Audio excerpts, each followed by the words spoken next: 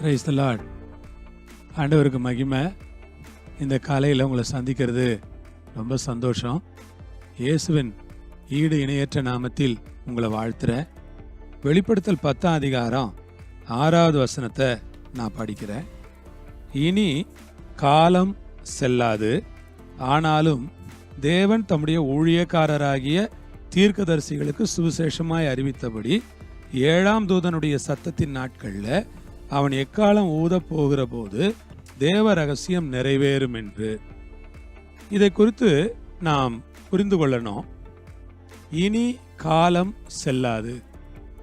2000 வருஷத்துக்கு முன்னால யோவான் தன்னுடைய தரிசனத்தில் பார்க்கும்போது அந்த தூதன் சொல்லுகிறத அவர் பார்க்கிறார். அந்த தூதன் என்ன சொல்றான்? இனி காலம் செல்லாது.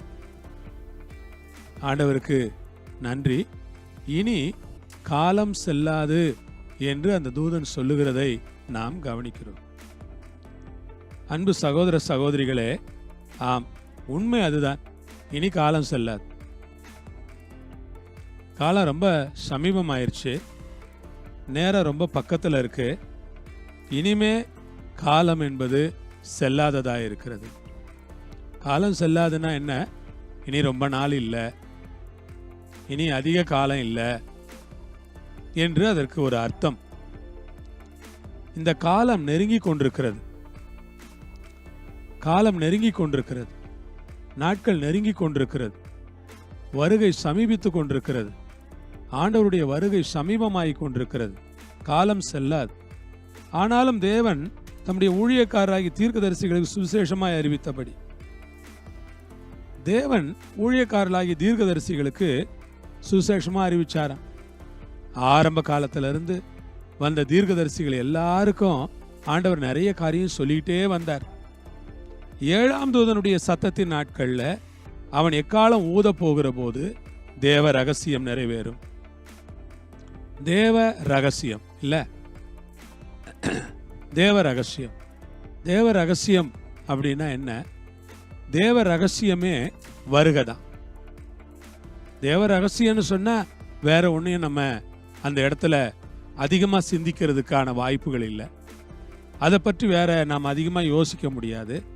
தேவ பக்தியின் ரகசியம்னு பவுல் பேசுறாரு. தேவ பக்தி ஒரு ரகசியம் இல்லை.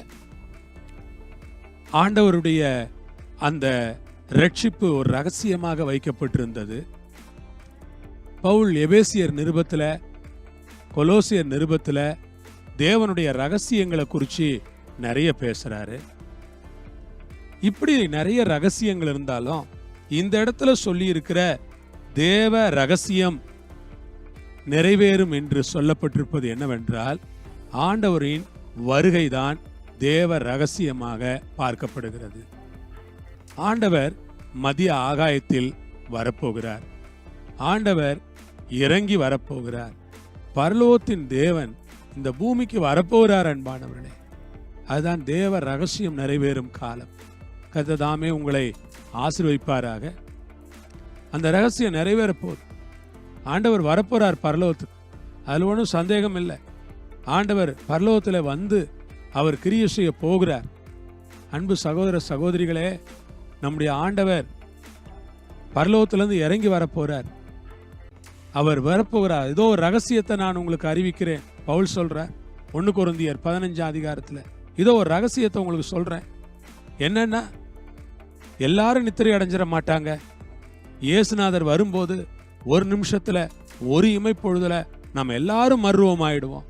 அது எவ்வளவு பெரிய ரகசியம் பாருங்க. ஒரு நிமிஷத்துல, ஒரு இமைப்பொழுதுல நம்ம எல்லாம் மர்வம் ஆயிடுவோமா? ஆண்டவர் வருவாரா? ஆம், ஆண்டவருக்கு ஸ்தோத்திரம். கர்த்தர் உங்களை ஆசீர்வதிப்பாராக.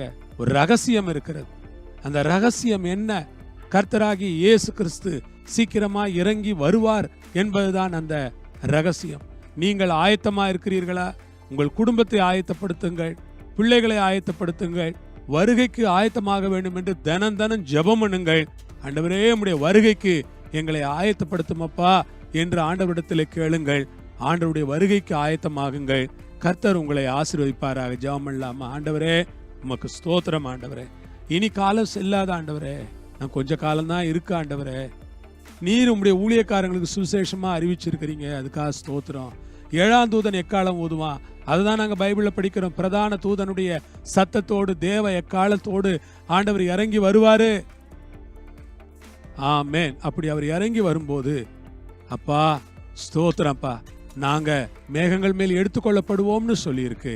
அந்த ரகசியம் நிறைவேற போற நாட்களுக்காய் ஸ்தோத்திரம். எங்களை, எங்கள் குடும்பத்தை எல்லாரையும் ஆயத்தப்படுத்துங்க. வருகைக்கு நாங்க போகணும். இயேசுவின் மூலம் பிதாவே, ஆமென்.